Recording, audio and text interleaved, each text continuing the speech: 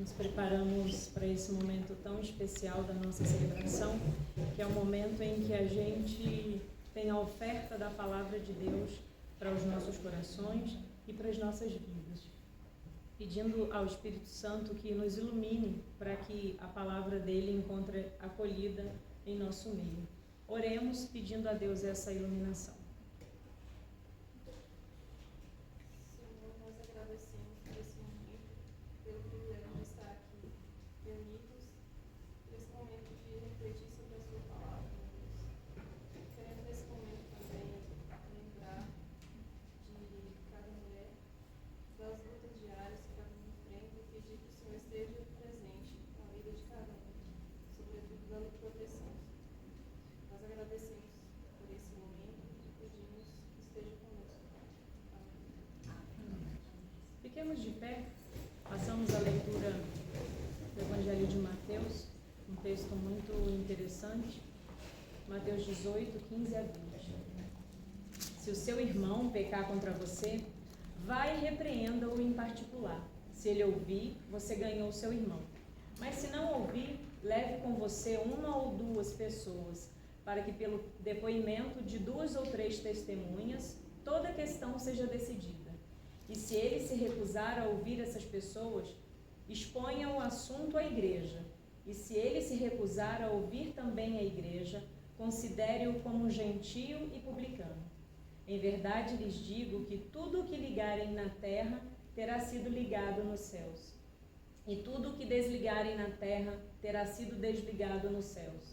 Em verdade também lhes digo que, se 2 de vocês sobre a terra concordarem a respeito de qualquer coisa que vierem a pedir, isso lhes será concedido por meu Pai, que está nos céus.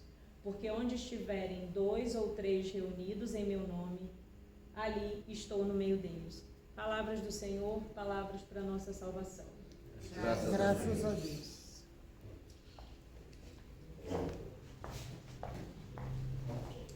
Podemos assentar?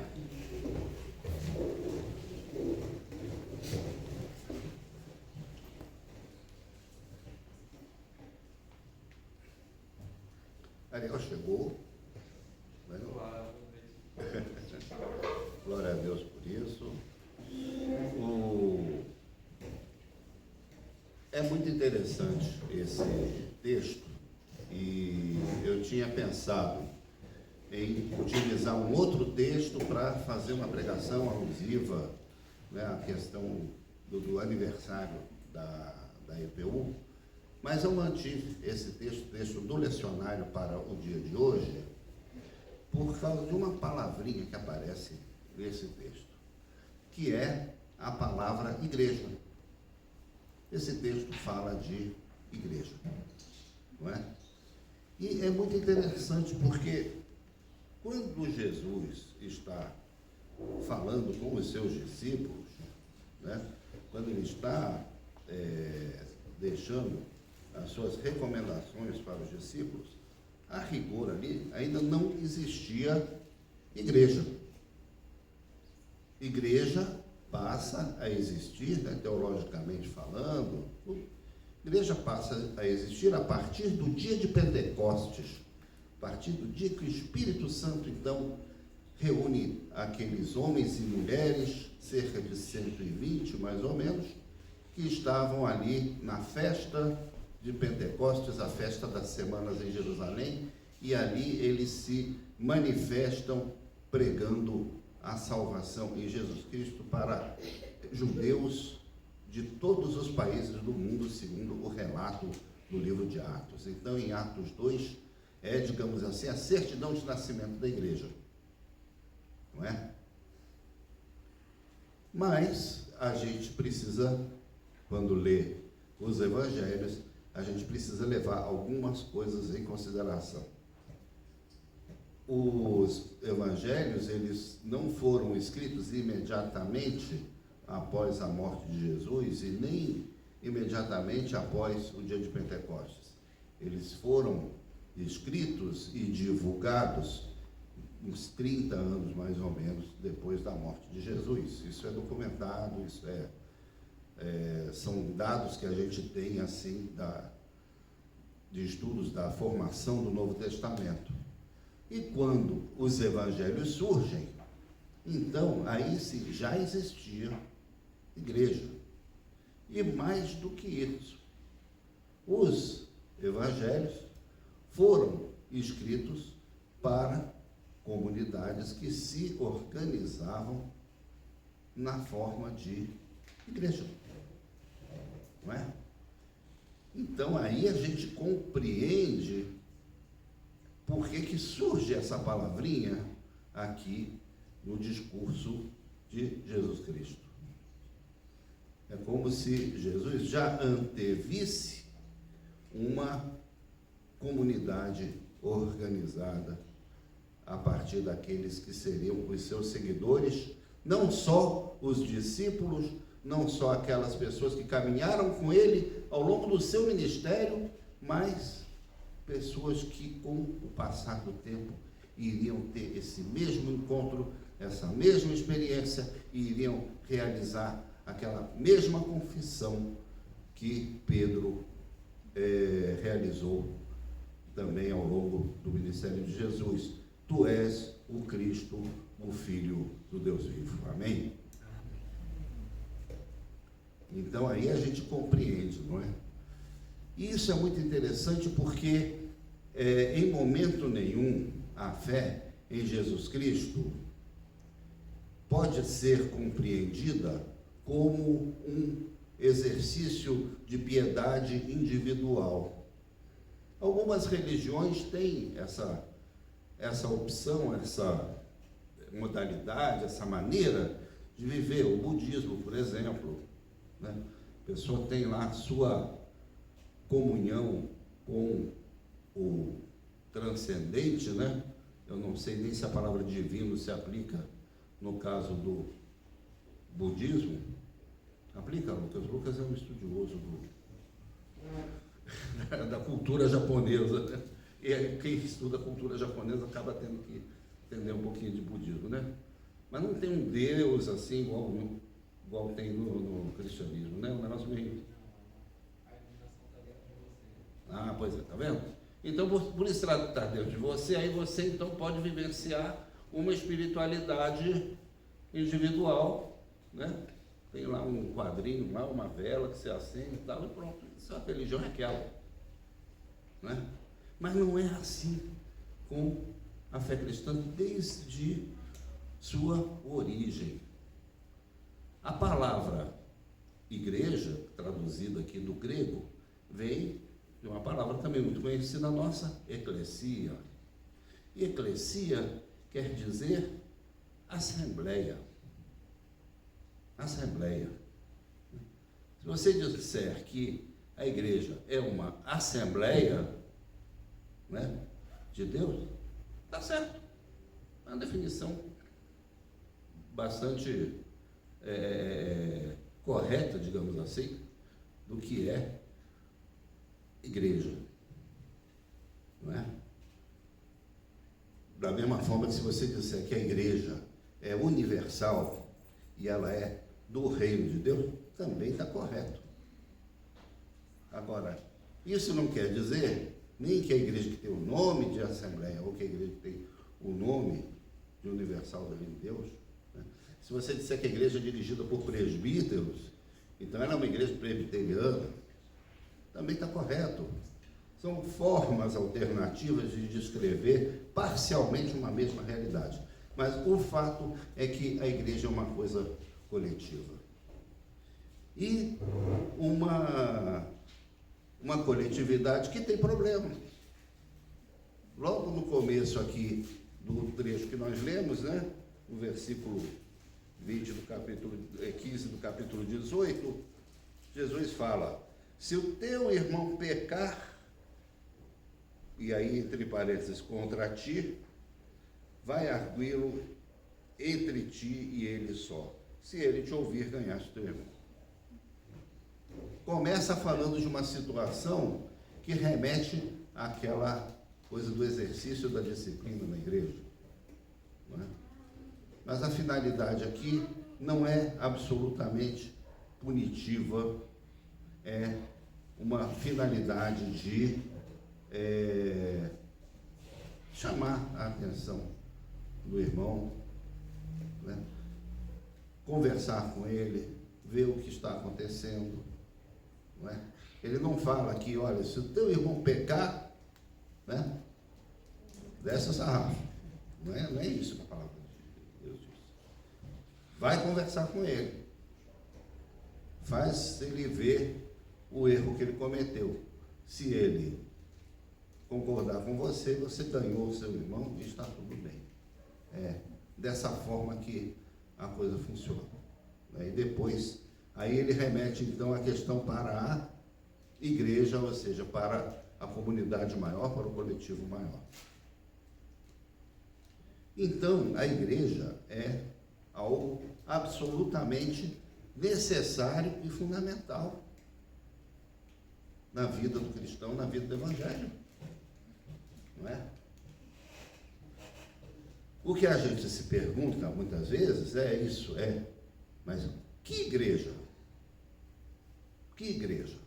Porque igreja também virou o quê? Virou prédio. Né? Onde é que é a agência do Bradesco? É atrás da Praça da Igreja.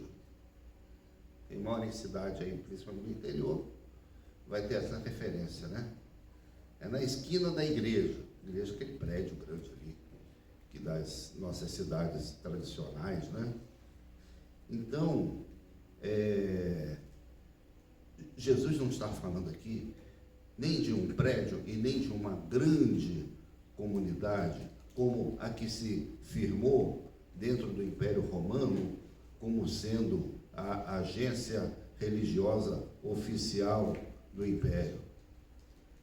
Não é disso que Jesus está falando.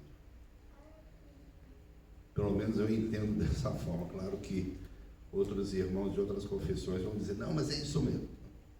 Não é o meu entendimento e não é o entendimento, eu diria, da maioria dos protestantes, especialmente dos reformados. Não é?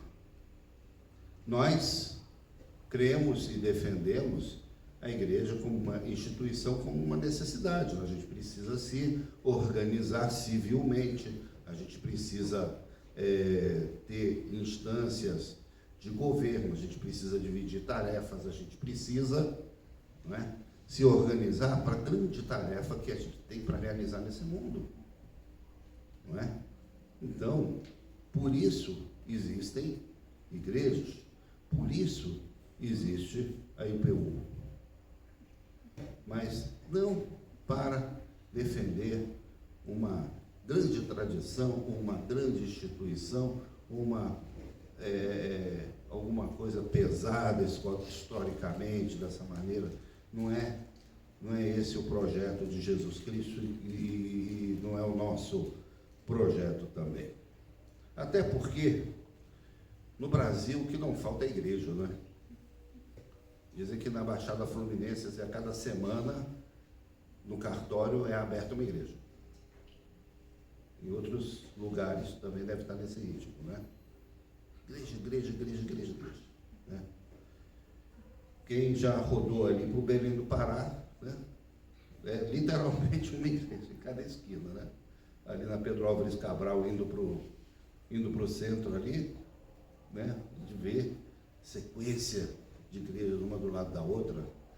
Não precisa ir tão longe, né? O Jardim Botânico também está cheio de igreja ali na beirada da 001, né? Da F001.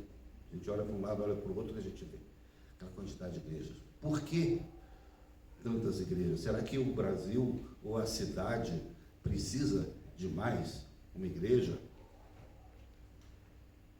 É importante a gente ter essa consciência, não é?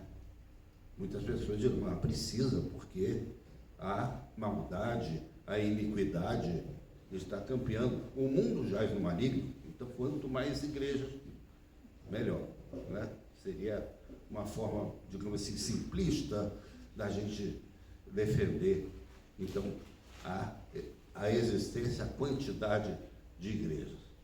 Mas a gente sabe que não é pela quantidade que se transforma a sociedade, mas sim pela qualidade da nossa fé, pela qualidade do nosso compromisso, pela qualidade da nossa ação, pela qualidade da nossa pregação também. E nisso, então, nós defendemos a IPU, a Igreja Presbiteriana Unida. Ela surgiu num momento histórico muito grave do nosso país, 1978, já transcorriam 14 anos de uma ditadura, o medo, o autoritarismo, pessoas tendo que viver no exílio, não podendo retornar para o seu país, e muitas igrejas defendendo exatamente esse estado de coisas. Que nós tínhamos, e o nós aqui remete a nossos fundadores, nós percebemos que não era essa a vontade, não era esse o propósito de Deus, não eram esses os valores do Evangelho para a nossa pátria. Então, um grupo de homens e mulheres se reuniu em Atibaia, num dia como hoje, dia 10 de setembro de 1978, um domingo, e fundou então a Igreja Presbiteriana Unida do Brasil. Nós não chegamos exatamente para agradar. Muitas pessoas olhavam a IPU com estranheza, com desconfiança, e diziam: por que esse pessoal pensa desse jeito? Por que eles são assim? Não é? Eu acredito que hoje em dia a gente é mais parecido com os outros evangélicos, né? Mas temos ainda algumas diferenças, não é? Temos a consciência de que a igreja precisa ser mais receptiva, mais inclusiva, mais preocupada com as questões do dia a dia do nosso povo, que o reino de Deus não é uma realidade colocada para o após-morte, né? Que não é uma coisa a ser vivida num paraíso no futuro, mas que é algo a ser vivenciado já a partir de agora, a partir de valores de justiça. E nós proclamamos essas coisas, continuamos proclamando, não é? Para que o reino de Deus chegue um pouquinho mais cedo na nossa sociedade, no nosso país, na nossa cidade. É uma tarefa grande, nós somos até, eu diria, pretensiosos de tão poucos, de tão fracos economicamente, então, a gente pretender ser essa igreja, mas nós fomos chamados para ser essa igreja. E ai de nós se não pregarmos essa mensagem. Assim como Jeremias dizia, eu ainda sou uma criança. Mas o chamado de Deus para Jeremias foi confirmado, dizendo: não, você vai, e você vai pregar, e você vai quebrar, desatar nós, vai fazer uma revolução em Israel. Então nós somos chamados para revolucionar. Daí, nesse dia então festivo, a gente está atento à situação das mulheres, por exemplo, da Venezuela, que redigiram partes da nossa liturgia, e nós vamos ter mais uma parte daqui a pouco, em que elas falam da sua realidade enquanto mulheres em um país onde 23% da população está vivendo no exterior, está vivendo no exílio, por questões de problemas políticos, econômicos, não é? Um país que está vivendo um drama, que sofre pressões internacionais tremendas, que não consegue se levantar, se restabelecer. Enfim, uma nação pela qual nós precisamos estar intercedendo, da mesma forma que intercedemos pelo nosso país, porque também temos grandes problemas a superar. Estamos atentos ao clamor dessas mulheres, porque é a realidade latino-americana que bate a nossa porta. A Venezuela, antigamente ela ficava muito longe, hoje ela está aqui, na esquina da W3. E ali você vê alguém lá com um cartaz escrito no papelão dizendo: sou venezuelano. Não é? Quase todo dia a gente tem essa cena aqui em várias cidades do país. Não é? A Venezuela ficou muito mais perto para nós. Então, ser da IPU é estar atento a essas coisas. Ah, gente, mas e a oração? E o louvor? E a volta de Jesus? Não é? E as bênçãos? Não, isso tudo nós estamos praticando, estamos recebendo. Não é? Nós temos aqui, né, essa turma de levitas aqui, entendeu? Para louvar a Deus, para proclamar o reino de Deus.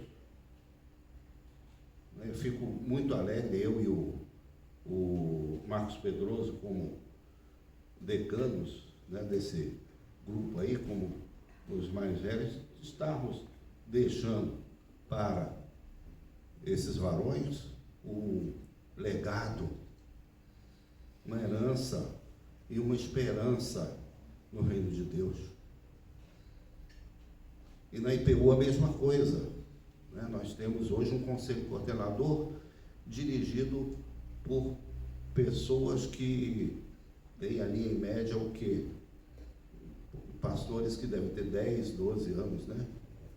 De IPU, o Cleverson talvez um pouco mais, né? Mas o Francisco, moderador, e o Cláudio Rebouças, vice-moderador, nós praticamente recém-chegados na IPU, né? Vai ter 10 anos de IPU.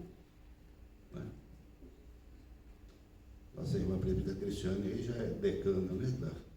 De tempo de igreja, já desde jovem, já conhece a IPU, mas estão chegando novas vozes, estão chegando novas vocações, estão chegando, enfim, novas pessoas para levar adiante essa proposta, essa mensagem, essa esperança. É importante nós acreditarmos em quem nós somos. Vocês creem em Jesus Cristo? Eu também creio, todo mundo crê. Mas é importante a gente acreditar na gente. Por quê? Porque nós cremos naquele que nos chamou para realizar essa grande obra. Amém? Então, vamos nesses 45 anos de IPU ter essa mesma certeza, essa mesma firmeza dos fundadores lá de Atibaia de 1978, e vamos renovar o nosso compromisso, vamos ter essa mesma esperança de um novo jeito de ser igreja, como era um lema da IPU desde a sua origem. Precisamos de uma igreja como essa. Amém? Uma das formas da gente afirmar o nosso compromisso com essa obra, com a nossa igreja, com a IPU, é contribuindo também aqui na nossa igreja local, contribuindo com essa obra, de tudo que é arrecadado aqui das contribuições, 5% vão para a igreja nacional e 5% vão para o presbitério Erasmo Braga, que é a nossa instância regional, que tem sede em Belo Horizonte, que congrega 7 igrejas próximas aqui. Então, quem contribui com toda a igreja. Né? Então, essa é a promessa de Jesus Cristo, né? Que Deus pode tornar abundante em vocês toda a graça, a fim de que, tendo sempre em tudo ampla suficiência, vocês sejam abundantes em toda boa obra. Deus ama a quem dá com alegria. Amém? Vamos, nesse momento também de intercessão, nós temos alguns pedidos assim, mais imediatos, digamos assim, né? E primeiro queremos manifestar a nossa solidariedade, né, ao diácono Daniel Salles, do Espírito Santo, pela perda do seu pai, seu Geraldo do Espírito Santo. Estivemos na última sexta-feira lá no sepultamento, juntamente com a presbítera Olga, com o reverendo Isaac também, e representando a igreja naquele momento de dor, de perda. Então, que Deus esteja consolando o coração do Daniel, da Ellen também, que estava lá ao seu lado, né? E com a certeza, o pai dele era um homem cristão que conhece a esperança da ressurreição. Então, nessa certeza, queremos que Deus esteja consolando o coração de toda a família. Amém? Amém. O nosso irmão Cláudio, esposo da presbítera Josi, teve um acidente de trabalho. Ele foi mexer alguma coisa lá no trabalho dele, foi picado por uma aranha. Aranha venenosa. Precisou tomar soro, está de licença, está de molho em casa, está se recuperando, né? Que Deus esteja resgatando a saúde do nosso irmão querido Cláudio, né, para retomar suas atividades, né, e preservando a vida dele nessas situações. Outro dia eu encontrei, e não é a primeira vez que encontrei, foi escorpião lá na Câmara dos Deputados. Lá no 9h30 a gente encontra escorpião, né? É a segunda ou terceira vez que eu via passeando assim, tranquilamente, sem muita, né? Coisa lá de material de obra que fica às vezes depositado, assim, eles gostam do escurinho, né? A gente infelizmente está sujeito a essas coisas aqui, até aqui na igreja, né?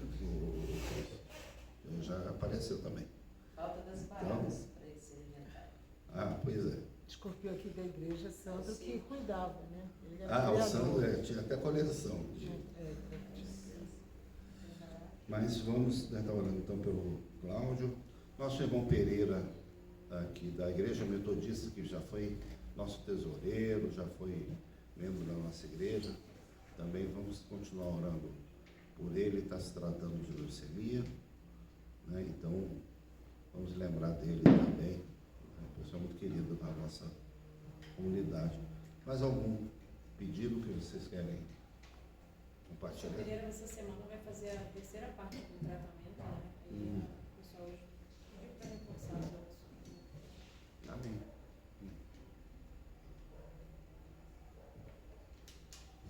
Eu quero pedir para uma amiga, Sandra. Ela está também com câncer. Sim. A Sandra está na nossa listinha semanal, nós temos, olha. Essa é a nossa listinha semanal. Toda quinta-feira a gente está intercedendo por essa lista de pessoas aqui. Ela agora está até hospitalizada. Está hospitalizada? Daniel, pode botar o nome de uma amiga minha, Norma Sarmento. Ela também está com câncer de mama e com 83 anos apareceu, aí está para fazer a cirurgia. Amém.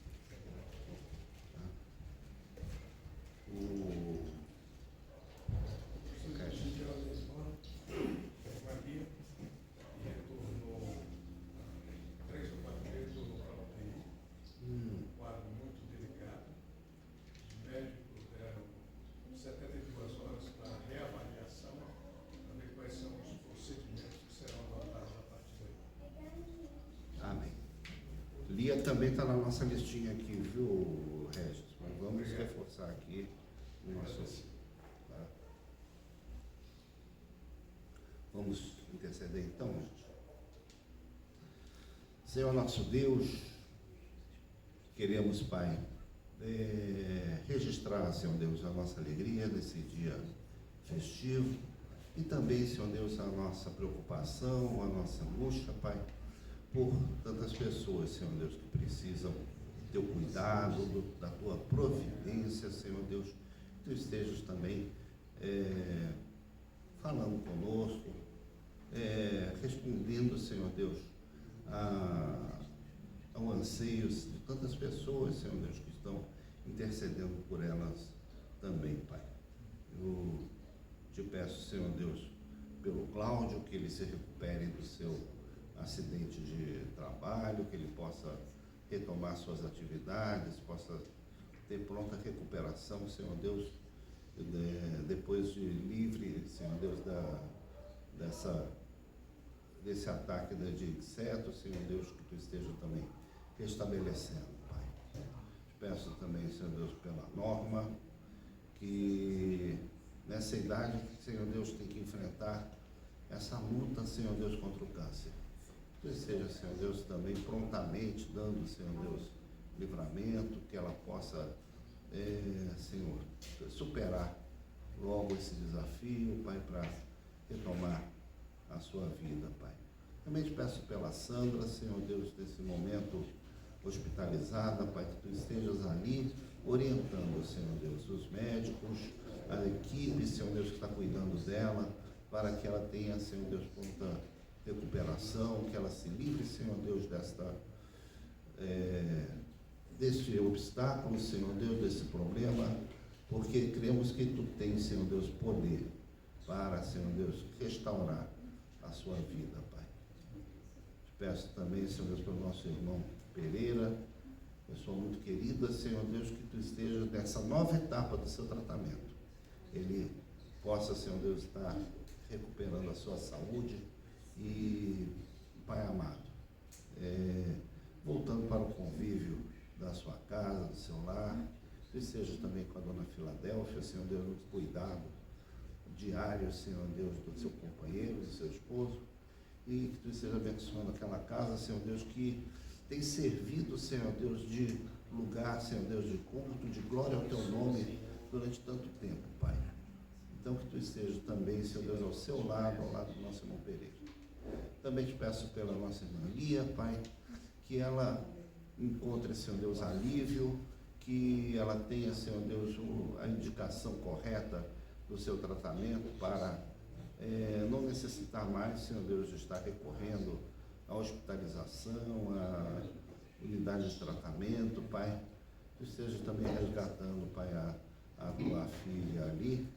E, Senhor Deus, olha também, Senhor Deus, pela família dela, pela família do nosso irmão Regis, para que eles tenham a alegria, Senhor Deus, de vê-la novamente no seu lar estabelecida. E também, Senhor Deus, fala ao coração do nosso irmão Daniel, nesse momento de perda, de despedida, e que ele possa também, Senhor Deus, desfrutar do teu consolo, que ele possa, Senhor Deus, se levantar do pó e sabendo que ele cumpriu, Senhor Deus, seu papel como filho, que ele honrou, Senhor Deus, o seu pai, e que, Senhor, que tudo que precisava ser feito foi feito, que o Senhor deu, o seu pai também o tomou, que o teu nome seja louvado hoje e sempre, Pai.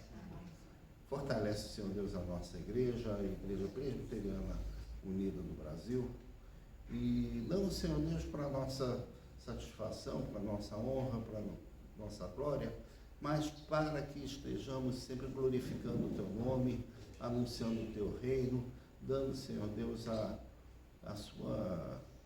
ti, Senhor Deus, o que te é devido, cumprindo, Senhor Deus, o nosso ministério, o que nós temos que fazer como povo teu, Pai.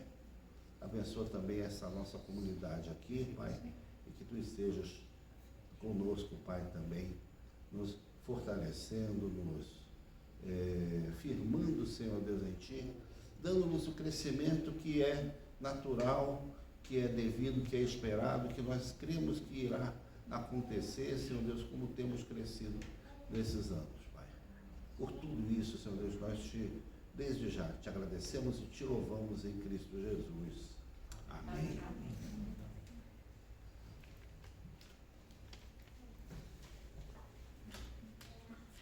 Vamos ouvir agora essa canção que é uma reprodução da oração do Pai Nosso no contexto latino-americano. Ah, é lindo essa música.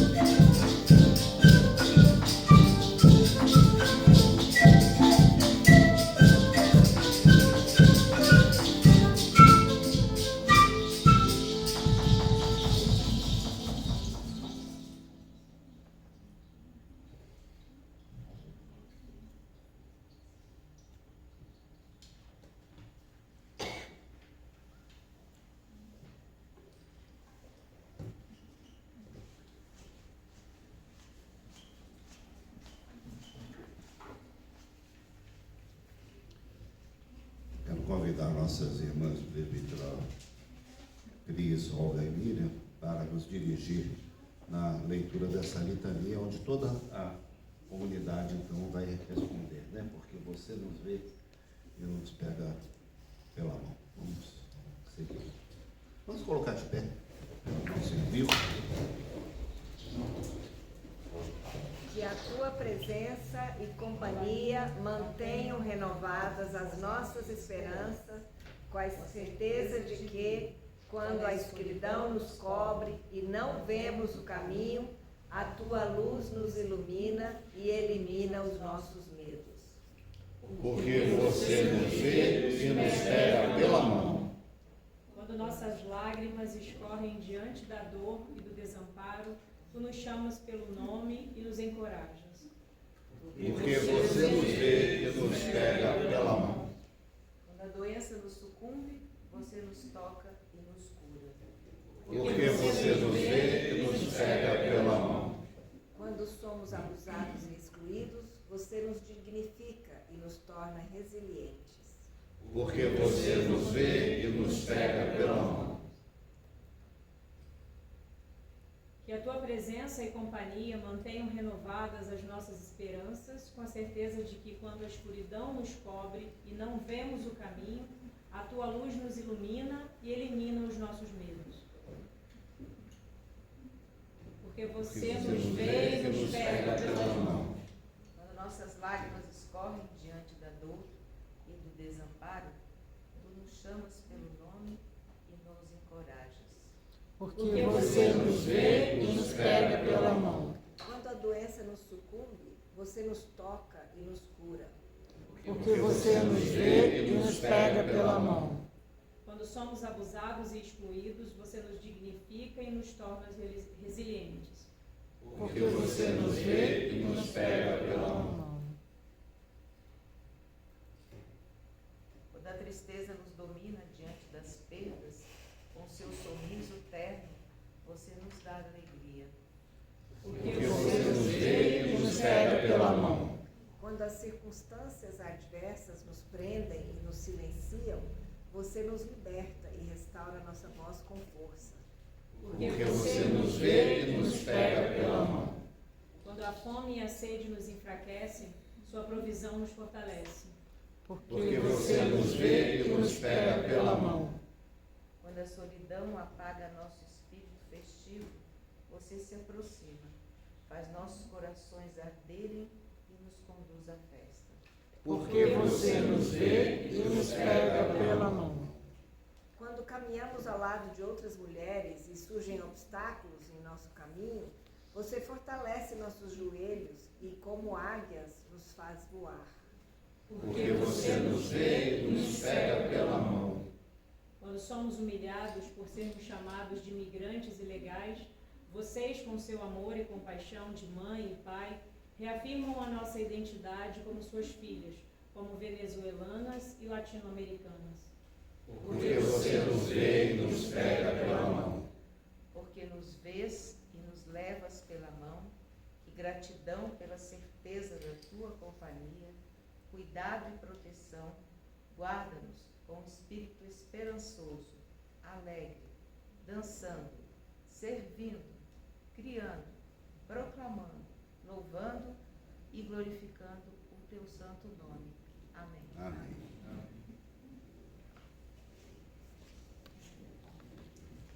Podemos assentar? Eu queria, antes da impetração da bênção, queria ouvir também o reverendo Isaac, que também tem uma caminhada, né, na IPU, nessa nova, digamos assim, geração.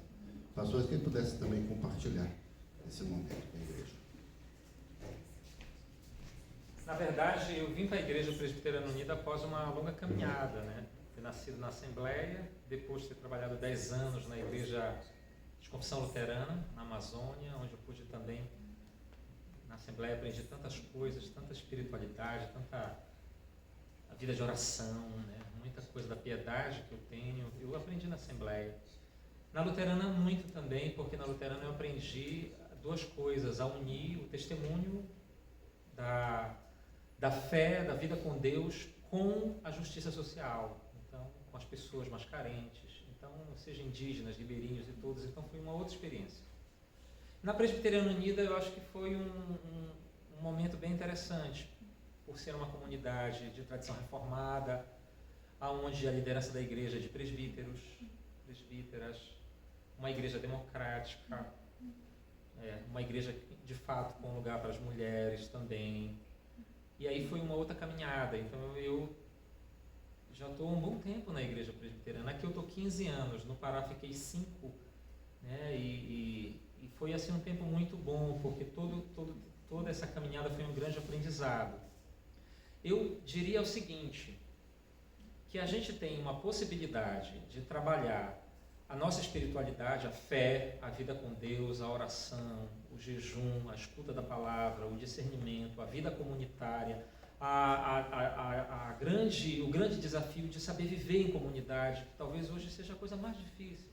Principalmente em Brasília, você pode ter uma vida individual, solitária e sem crises no que diz respeito a viver com as pessoas, né? Porque em Brasília você pode conviver com quem você quer, comer o que você quer e você ter apenas o seu grupo. Essa é uma possibilidade, mas ela é anti-evangélica.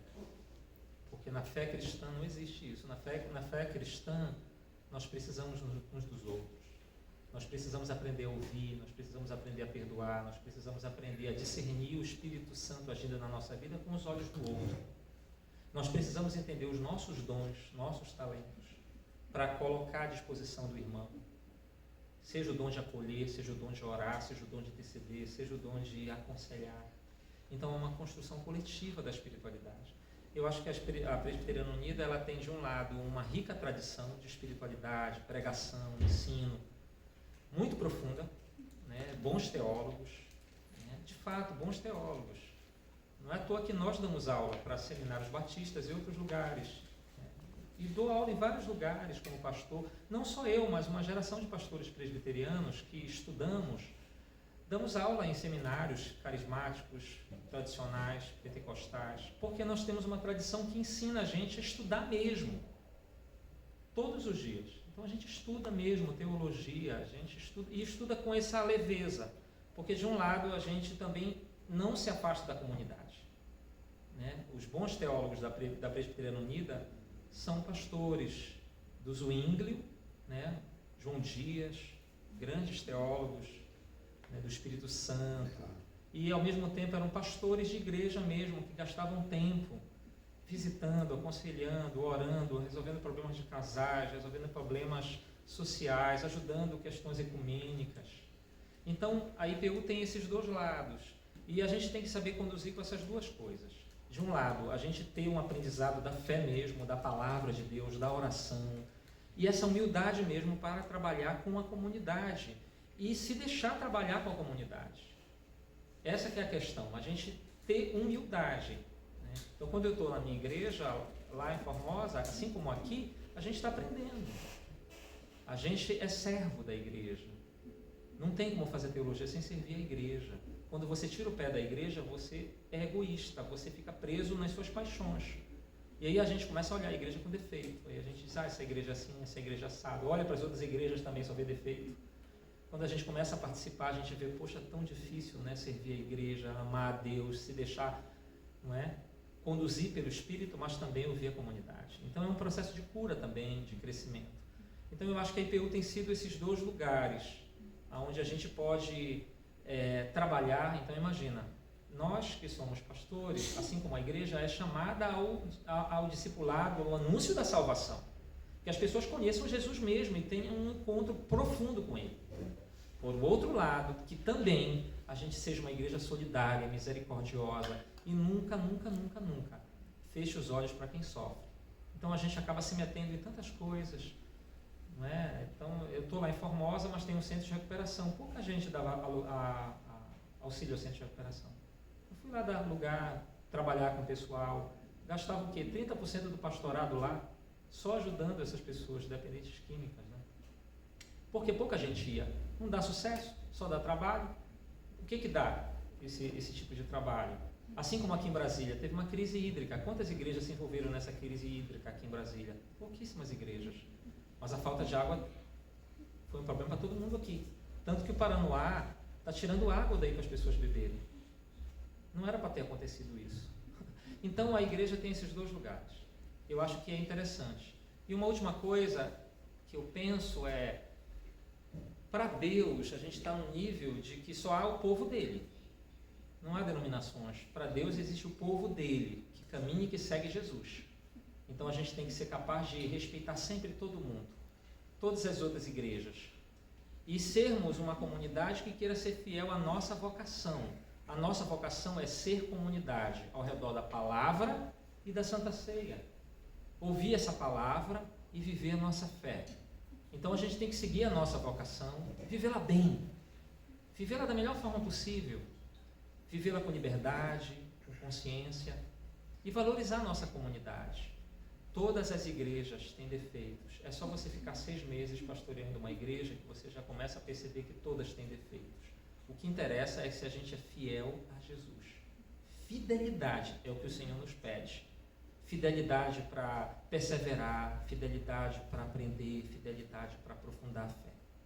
Que Deus abençoe a nossa comunidade, abençoe todas as igrejas da IPU. Quando eu oro pelas igrejas da IPU, eu oro pelos pastores e pastoras, pelos conselhos, pelas comunidades, para que sejam lugares de cura, de aconselhamento, de fé, né, e possam acolher quem o Senhor envia. E eu encerro a minha palavra. Domingo passado, eu estava na igreja de Formosa e chegou o presbítero Mateus, que está comigo aqui, pode estar de testemunha. Estávamos lá na igreja e Mateus convidou um amigo que é trans, que é o Eduardo, e ele foi com a companheira dele para a igreja. Nós apresentamos como a gente fazemos a celebração normalmente, e depois a gente abre para todo mundo se apresentar, falar um pouquinho da sua semana. Como a gente é um grupo menor, dá para fazer alguns exercícios lá. Ele deu um testemunho tão forte, gente, vocês não têm noção, que ele tentou se matar, ele tem marcas de alguém que tentou suicídio. Falou do sofrimento dele, da dificuldade, da luta, de ter experienciado numa igreja o pessoal abandoná-lo.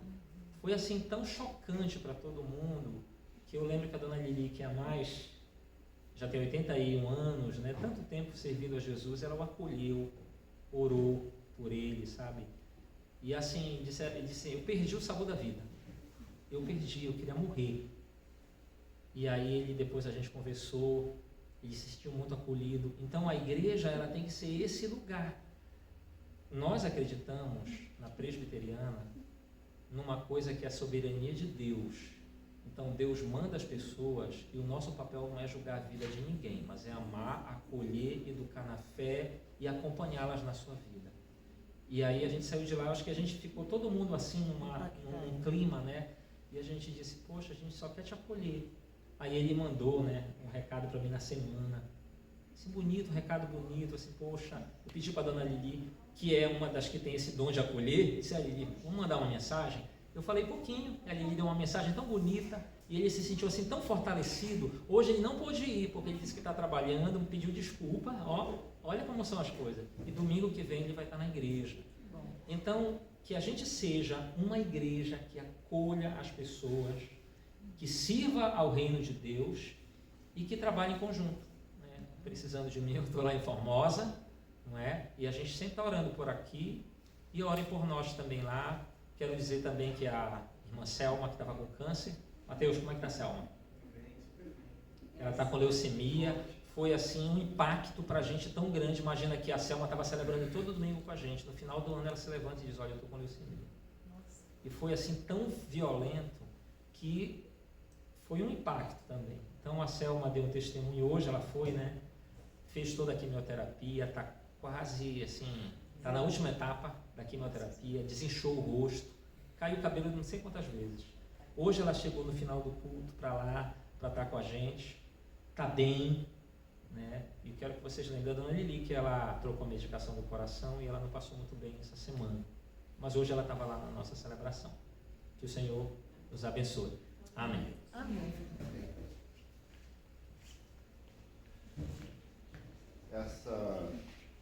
Essa bênção que nós vamos receber foi redigida pelas mulheres da Igreja Presbiteriana da Venezuela.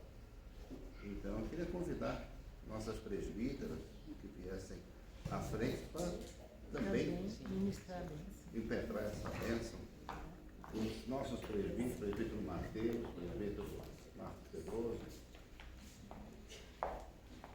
coletivamente, vamos se colocar de pé, então, para receber.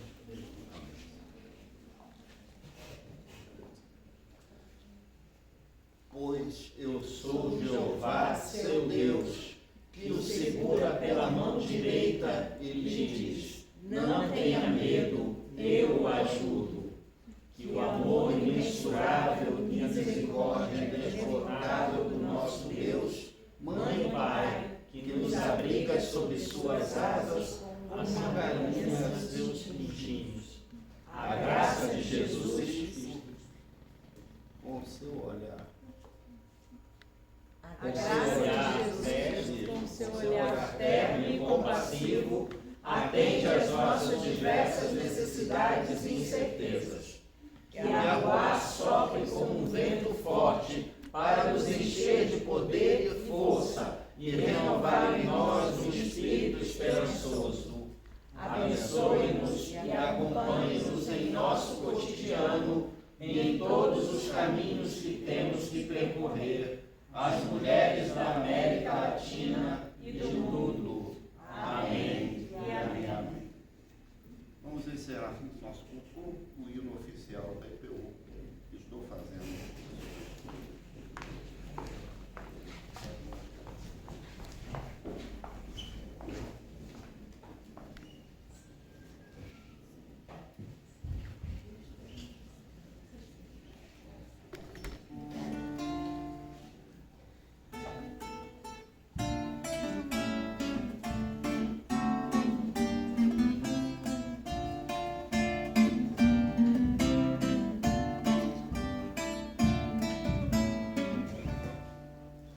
Estou fazendo se sou cristão, se Cristo deu-me o seu perdão. Há muitos pobres sem lar, sem pão, há muitas vidas sem salvação. Mas Cristo veio para nos remir, o homem todo sem dividir, não só a alma do mal salvar, também o corpo ressuscitar. Há muita fome no meu país, há tanta gente que é infeliz, há criancinhas que vão morrer, há tantos velhos a padecer, milhões não sabem como escrever, milhões de olhos não sabem ler, nas trevas vivem sem perceber que são escravos de outro ser. Estou fazendo se sou cristão, se Cristo deu-me o seu perdão. Há muitos pobres sem lar, sem pão, há muitas vidas sem salvação.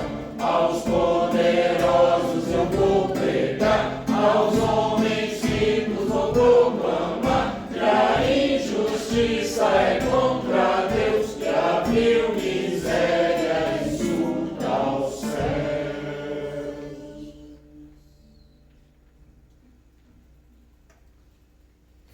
Uma semana abençoada para todos e todas. Vamos em paz, Senhor.